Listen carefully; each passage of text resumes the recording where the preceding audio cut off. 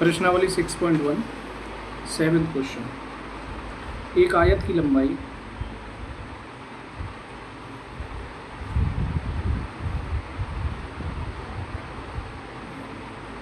x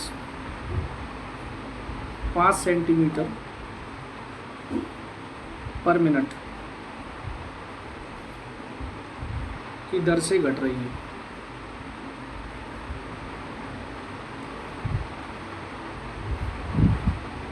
और चौड़ाई y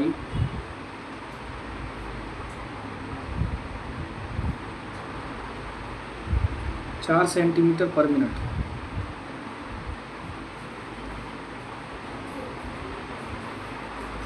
की दर से बढ़ रही है।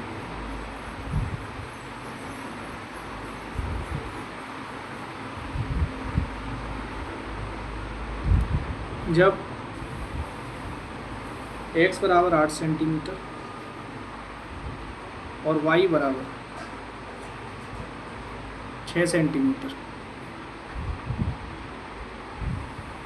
है,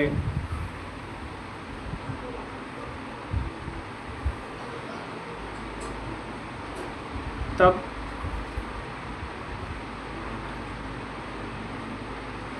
आयत के पहला परिमाप b क्षेत्रफल के परिवर्तन की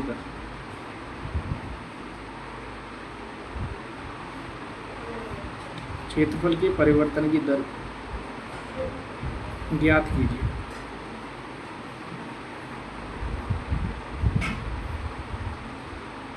हल।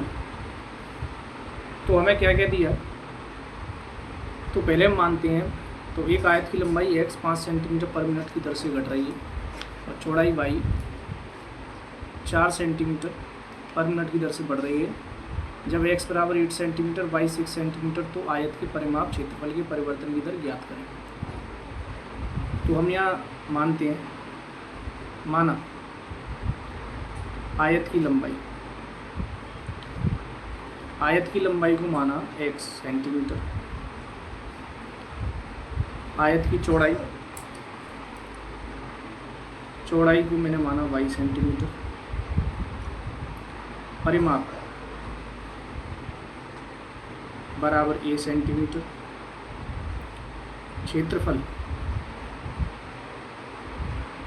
परिमाप को p मानते हैं और क्षेत्रफल मानते हैं a। तो हमें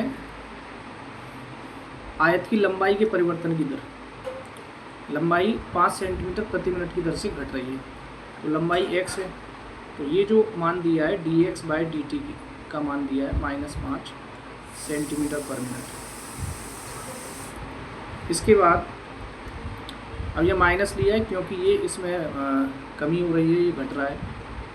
दूसरा, चौड़ाई 4 सेंटीमीटर, चौड़ाई y 4 सेंटीमीटर प्रति मिनट की दर से बढ़ रही है, तो dy/dt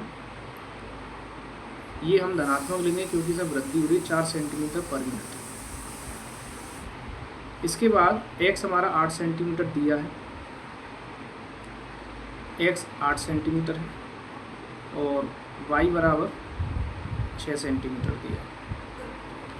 तो पहला जो पार्ट है प्रश्न का, उसमें हमसे परिमाप पूछा है, परिमाप के परिवर्तन की दर, परिमाप के परिवर्तन की दर। अब आयत का जो परिमाप होता है, तो परिमाप दो कोष्ठक में लंबाई प्लस चौड़ाई होता है, यानी x प्लस वाई। आयत का जो परिमाप है वो दो कोष्ठक में लंबाई प्लस चौड़ाई, तो p बराबर 2 ब्रैकेट में x प्लस वाई, p बराबर 2 ब्रैकेट में x प्लस वाई। इसके बाद आयत परिमाप के परिवर्तन की दर का मतलब हमें dp/dt की वैल्यू निकालनी है। तो इसका हम t के सापेक्ष अवकलन करेंगे, t के सापेक्ष अवकलन करने पर, तो dp/dt d/dt 2 कोष्ठक में x प्लस वाई। अब दो कांस्टेंट है इसलिए दो बाहर आ जाएगा, तो dy/dt कोष्ठक में x प्लस वाई। अब x का हम अवकलन करेंगे तो ये हो जाएगा dx/dt और y का करेंगे तो dy/dt। D x upon D T की वैल्यू कितनी है, D x upon D T का मान दिया है -5, D x upon D T -5 है तो इसकी जगह -5 रखेंगे, और डी वाई बट्टे डी टी 4 है तो इसकी जगह 4 रखेंगे। -5 + 4 होती है -1,